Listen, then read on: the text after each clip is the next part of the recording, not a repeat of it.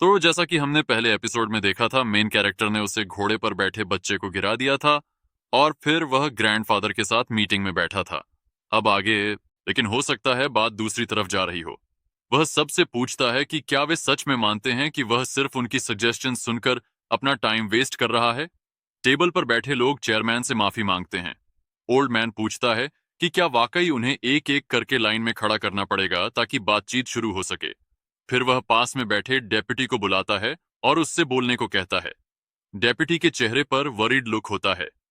जिन Yon जान और चश्मा पहने लड़का उसके पास नीचे नजरें झुकाए बैठे होते हैं। एक शैडो प्रोटैगनिस्ट के चेहरे को ढक लेती है।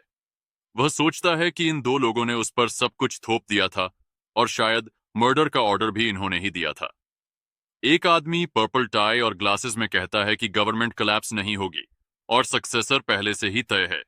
ये डेमोन्स्ट्रेशंस पिछले 10 सालों से चल रही हैं जब से न्यू गवर्नमेंट की शुरुआत हुई है। वह कहता है कि अब ये ज्यादा सीरियस हो गया है। ब्लैक जैकेट वाला आदमी कहता है कि उसे भी ऐसा लगता है। फिर ग्रीन टाई वाला भी अग्री करता है। बाकी मीटिंग पार्टिसिपेंट्स चुप हो जाते हैं। प्रोटैगनिस्ट के चेहरे पर पसीने की बूंद गिरती है। वह सोचता है कि कुछ अजीब हो रहा है। 3 दिन में प्रेसिडेंट की सरेंडर की घोषणा होगी और ब्लू हाउस भी खाली होने की प्रक्रिया में आ जाएगा। लेकिन क्या सेयोंग ग्रुप को सच में यह सब जानकारी है? दो पार्टिसिपेंट्स कुछ और सोच रहे हैं, तीन और कुछ अलग बात कर रहे हैं।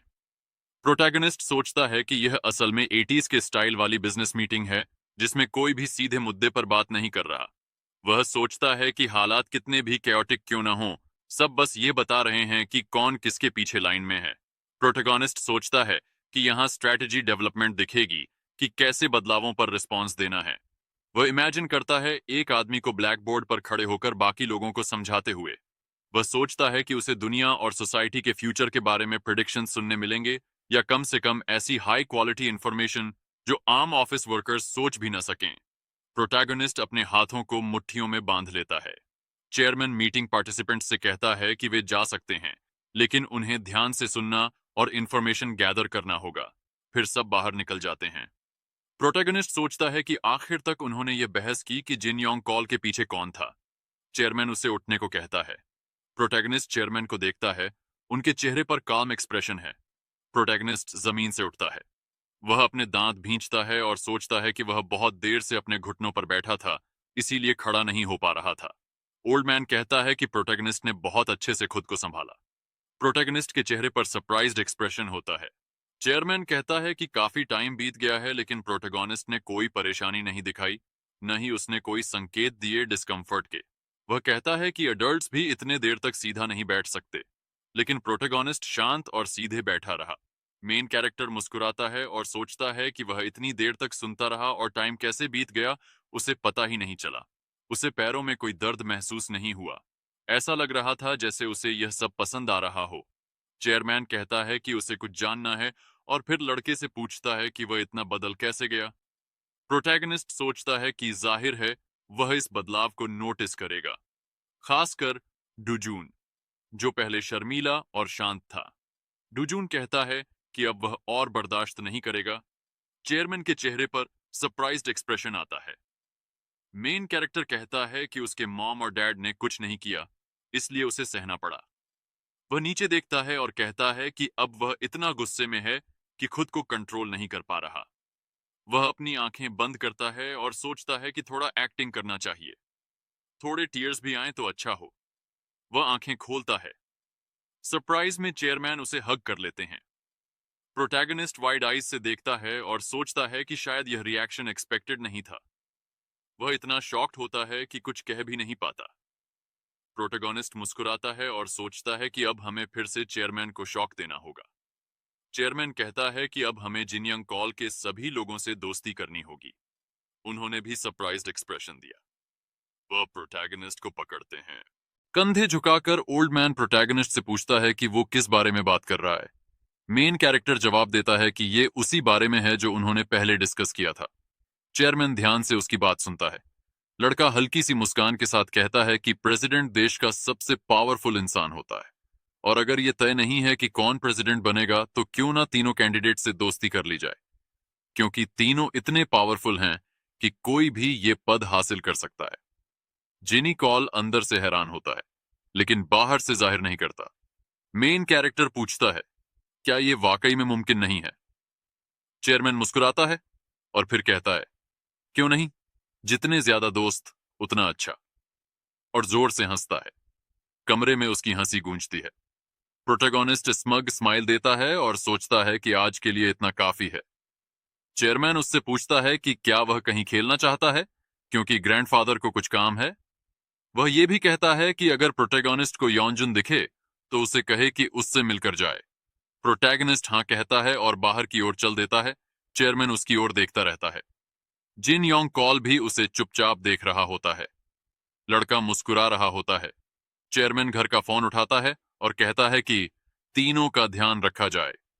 इंटरलॉक्यूटर सुनने वाला चौंक कर पूछता है, सभी तीनों का? ओल्ड मैन कहता है, हाँ, तीनों को वीआईपी की तरह ट्रीट करो और उन्हें कहना कि हम चाहते हैं ये सारा हंगामा शांति से सुलझ जाए। इंटरलॉक्यूटर कहता है, आदेश स्वीकार कर लिया गया, और कॉल कट जाती है। जिन योंग कॉल मुस्कुराकर कहता है, 10 साल का पोता इतनी जबरदस्त बातें करता है। तभी कोई ऑफिस के दरवाजे पर नॉक करता है। जिन योंजन दरवाजा खोलता है और पूछता है कि क्या चेयरमैन ने उसे बुलाया था। जिन योंग कॉल कहता है कि अब वो उसका ग्रैंडफादर है। लड़का पसीने की एक बूंद के साथ कहता है, जी ग्रैंडपा। ओल्ड मैन कहता है कि आज उसने बस सुना है। फिर पूछता है, तुम क्या सोचते हो? लड़का हकलाता है और कुछ कह नहीं पाता। चेयरमैन कहता है कि वो ये सवाल चेयरमैन की तरह नहीं, ग्रैंडफादर की तरह पूछ रहा है, इसलिए शांत होकर जवाब दो। जिनॉन जून कहता है कि अभी प्रोटेस्टर्स अपने पीक पर हैं और अगर प्रेसिडेंट मिलिट्री भेजता है तो माहौल शांत हो सकता है। ओल्ड मैन पूछता है, तो इसका मतलब है कि मौजूदा सरकार ही बनी रहेगी? लड़का हाथ जोड़कर कहता है, बिल्कुल, वही लोग और उनका सक्सेसर अगला प्रेसिडेंट बनेगा। चेयरमैन कहता है, तो फिर तुम मेरा भरोसा करो और मेरी लाइन में शामिल हो जाओ। लड़के के चेहरे पर हैरानी छा जाती है। जिन योंग कॉल पूछता है, नहीं। जिन योंजन घबरा जाता है, अपनी नजरें नीचे झुका लेता है और चुप रह जाता है। ओल्ड मैन गंभीर चेहरा बनाकर सोचता है कि उसने तो बस उसकी राय पूछी थी, लेकिन इस रिएक्शन से साफ है कि उसके मन में कुछ और चल रहा है। उसे प्रोटैगनिस्ट की बातें याद आती हैं। वो मुड़कर कहता है, बस, अब बहुत हुआ, और लड़के से कहता है कि वो जा सकता है। लड़के के चेहरे पर फिर से हैरानी होती है। चेयरमैन कुर्सी पर बैठ जाता है और अपनी आंखें बंद कर लेता है। वो आंखें खोलता है और सोचता है, it was MC, no, MNE, the youngest. लड़का कमरे का दरवाजा बंद करता है। वो किसी को देख रहा होता है। वो मेन कैरेक्टर को देखता है और सोचता है, काश ये बड़ा पोता होता। कार सड़क पर चल रही होती है। प्रोटैगनिस्ट्स मदर अपने पति से पूछती है, पापा ने क्या कहा? प्रोटैगनिस्ट्स डैड कार ड्राइव करते हुए जवाब देता है, उन्होंने कहा कि अब वो अपने बेटों की शिक्षा पर ध्यान देंगे। दोंगो पूछता है, क्या सच में उन्होंने ऐसा कहा? फादर पीछे शीशे से प्रोटैगनिस्ट को देखते हुए कहता है, आज जो ग्रैंडफादर के घर हुआ उसके लिए मैं तुम्हें डांटने वाला नहीं हूं। तुम अपनी सजा पा चुके हो। मेन कैरेक्टर माफी मांगता है। फादर कहता है, सबसे जरूरी बात यह है कि तुमने अपनी गलती को समझा। वो जोड़ता है, ग्रैंडफादर ने कहा है कि वो तुम दोनों को एक पर्सनल टीचर के पास भेजने वाले हैं। प्रोटैगनिस्ट प्रोटैगनिस्ट्स ब्रदर हैरान होकर पूछता है, कौन से टीचर के पास? फादर कहता है, अगर तुम्हारा मन नहीं है तो मत जाओ, कोई बात नहीं। वो प्रोटैगनिस्ट की ओर देखकर पूछता है, तुम्हारा क्या सोचना है? मुख्य किरदार बताता है कि वो क्या चाहता है। उसके पिता जवाब देते हैं कि फिर वो सब कुछ तैयार कर देंगे। परिवार का पिता सड़क की ओर देखता है और मुख्य किरदार अपने भाई को देखता है। उसका भाई स्जुन कहता है कि उसने आज अच्छा किया, लेकिन उसके चेहरे पर एक परछाई सी गिरती है। वो आगे कहता है कि मुख्य किरदार की वजह से विलन कंग जुन रो पड़ा। मुख्य किरदार के चेहरे पर हैरानी होती है। वो अपने भाई की तरफ देखता है, जो सूरज के डूबने को मुस्कुराकर देख रहा होता है। मुख्य किरदार भी मुस्कुराता है और सोचता है कि शायद उसे भी सब समझ आने लगा है। जून 29, 1987 में एक छोटे बालों वाले राष्ट्रपति माइक से देशवासियों को संबोधित करते हैं। वो कहते हैं कि अब हम उस दौर में हैं जहां गहरे कॉन्फ्लिक्ट्स और लोगों के बीच की दूरियां एक नेशनल क्राइसिस में बदल गई हैं। मुख्य किरदार एक छोटी बोतल से दूध पीता है और सोचता है कि शायद ये वही दिन है जब राष्ट्रपति ने वो डिक्लेरेशन घोषित की थी, जो बाद में जनता का ऑफिशियल घोषणा पत्र बन गया। लोग टीवी स्टोर के बाहर इकट्ठा होते हैं और एक आदमी हरे जैकेट में टीवी कार्यक्रम से कोई सूचना पढ़ रहा होता है। वो कहता है कि सुप्रीम पावर रेस अब शुरू हो चुकी है। मुख्य किरदार दूध पीता है और सोचता है कि अब नया दौर शुरू हो रहा है। तभी एक नीली कार आकर रुकती है। वो कार चेयरमैन की होती है। एक आदमी काले सूट में और दूसरा ग्रे शर्ट में झाड़ू लेकर उसके साथ होते हैं। वो कहते हैं कि उसके ग्रैंडफादर उससे मिलने आए हैं। मुख्य किरदार एक बिल्डिंग के अंदर जाता है और देखता है कि चेयरमैन पहले से वहां मौजूद हैं। वो चिल्लाते हैं और किसी से पूछते हैं कि उसने अभी क्या कहा। जैनिटर मुड़कर देखता है और मुख्य किरदार को कुछ समझ नहीं आता। उसकी मां के गाल पर एक पसीने की बूंद बहती है। वो कहती हैं कि उन्होंने कभी कंपनी में हिस्सेदारी नहीं मांगी थी और ना ही डू जून के पिता ने। वो जोड़ती हैं कि भविष्य में भी ऐसा ही होगा। चेयरमैन नाखुश दिखते हैं और पूछते हैं कि उसने ये सब क्यों कहा। पसीने की एक और बूंद बहती है। मुख्य किरदार की मां कहती हैं कि उन्होंने चेयरमैन इंटेंशन को समझा था। वो डू जून को कंपनी चलाने के लिए तैयार करना चाहते थे। फिर वो कहती हैं कि अब मेन कैरेक्टर 10 साल का हो गया है, तो उसे खुद तय करना चाहिए कि उसे क्या करना है। चेयरमैन पूछते हैं कि क्या डोंजियो को पता है कि एक कंपनी स्टेक क्या होता है। फिर वो कहते हैं कि वो सब कुछ वापस लेने वाले थे, जैसे बच्चों से वापस लिया जाता है। वो लड़की अपने हाथ भींचती है और माफी मांगती है। फिर वो कहती है कि उसके और डू जून्स फादर का इरादा था कि मुख्य किरदार वही करे जो उसे पसंद है। चेयरमैन गुस्से में दिखते हैं। मुख्य किरदार अपने ग्रैंडफादर की ओर मुड़ता है। चेयरमैन उसे देखते हैं और कहते हैं, मेरा प्यारा बेटा आ गया। वो उसे उठाते हैं और पूछते हैं कि क्या वो स्कूल से आ गया। मुख्य किरदार के चेहरे पर पसीने की बूंद गिरती है। वो सोचता है कि उसकी मां में कितनी ताकत है। वो हमेशा अपने ग्रैंडफादर के सामने चुप रही, लेकिन अब वो बोल रही है। मुख्य किरदार अपने ग्रैंडफादर से पूछता है, क्या आप नाराज हैं? चेयरमैन थोड़ा उलझ जाते हैं। वो मुख्य किरदार को नीचे बैठाते हैं और पूछते हैं कि क्या उसने सच में ये सोचा कि वो नाराज हैं सिर्फ इसलिए क्योंकि उन्होंने थोड़ा जोर से बोल दिया। मुख्य किरदार की मां हाथ जोड़कर कहती हैं कि ग्रैंडफादर नाराज नहीं थे, वो सिर्फ बात कर रहे थे। मुख्य किरदार सोचता है कि शायद सबको ऐसा लगता है कि ग्रैंडफादर उसे समझते नहीं और वो उससे लड़ने को कहते हैं। ग्रैंडफादर अपना हाथ उसके मुंह पर रखते हैं और प्रोटैगनिस्ट की मां अपना चेहरा थोड़ा मोड़ती है। उनके गाल लाल हो जाते हैं। प्रोटैगनिस्ट कहता है कि जैसा मां ने कहा था, वो बड़ा होकर वही करेगा जो वो चाहता है। ये सुनकर ग्रैंडफादर और मां दोनों चौंक जाते हैं। वहीं चेयरमैन के चेहरे पर नाखुशी साफ दिखती है।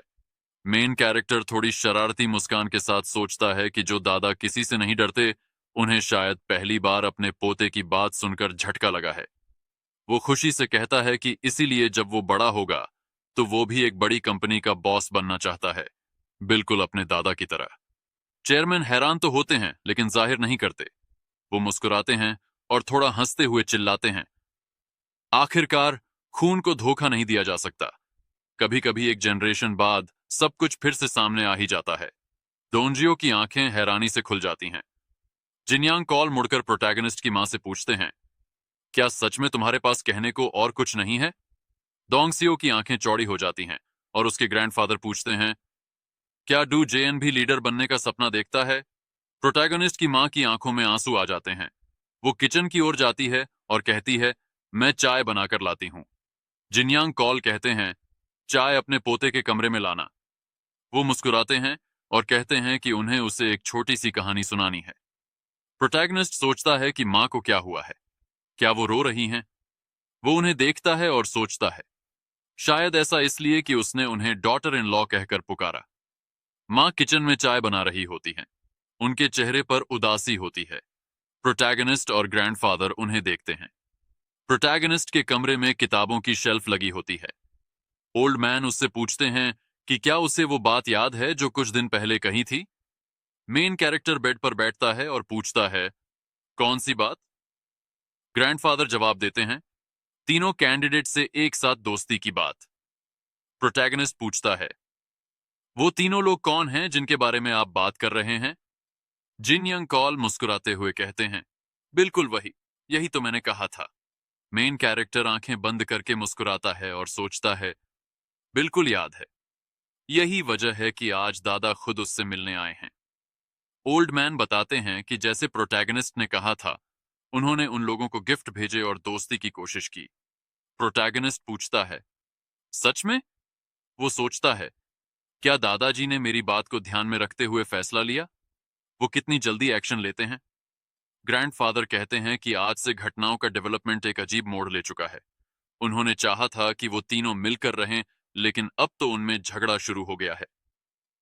सेकंड और थर्ड प्लेस वाले अब मिलकर पहले को हराने की कोशिश कर रहे हैं। मेन कैरेक्टर ध्यान से सुनता है। ओल्ड मैन कहते हैं, अब तुम्हें भी किसी एक पक्ष को चुनना होगा। प्रोटैगनिस्ट थोड़ी सी मुस्कान के साथ पूछता है, क्या ये वही तीन लोग हैं जो प्रेसिडेंट बनने की दौड़ में हैं? ग्रैंडफादर मुस्कुराकर कहते हैं, बिल्कुल, और हर कोई हेडमैन बनना चाहता है। प्रोटैगनिस्ट कहता है, तो अगर सेकंड और थर्ड मिलकर जीत भी जाते हैं, तो क्या वो एक प्रीफेक्ट और दूसरा उसका डेप्यूटी बनेगा? ग्रैंडफादर जवाब देते हैं, नहीं, देश चलाने में कोई डेप्यूटी नहीं होता, सिर्फ एक हेडमैन होता है। मेन कैरेक्टर आंखें बंद कर हाथ हवा में उठाकर कहता है, तो फिर सेकंड और थर्ड के मिलकर लड़ने का क्या फायदा, जब अंत में एक ही चुना जाएगा। वो आगे जोड़ता है, इनमें से सिर्फ एक हेडमैन बनेगा। ग्रैंडफादर हैरानी से पूछते हैं, तो क्या वो सच में एक नहीं हुए हैं? मेन कैरेक्टर कहता है, बिल्कुल, थर्ड वाला बिना किसी फायदे के सेकंड की मदद क्यों करेगा? हाँ, 10वें, 20वें या आखिरी वाले शायद करें, लेकिन थर्ड कभी नहीं। चेयरमैन का मुंह थोड़ा खुल जाता है, वो भी चौंकते हैं। ओल्ड मैन कहते हैं, इसका मतलब है कि वो दो अब तक सच में एक नहीं हुए हैं। मेन कैरेक्टर गंभीरता से सोचता है कि जो दिख रहा है, हकीकत उससे बिल्कुल अलग है। वो सोचता है कि चेयरमैन जिन को भविष्य के बारे में ज्यादा डिटेल में बताने की जरूरत नहीं है, उसे सिर्फ बीज बोना है, क्योंकि जिनयंग कॉल ऐसा इंसान है जो बिना कहे बहुत कुछ समझ जाता है। अब जिनयंग कॉल के चारों तरफ एक हल्की पर्पल ऑरा दिखाई देती है। वो गंभीर चेहरा बनाकर सोचते हैं कि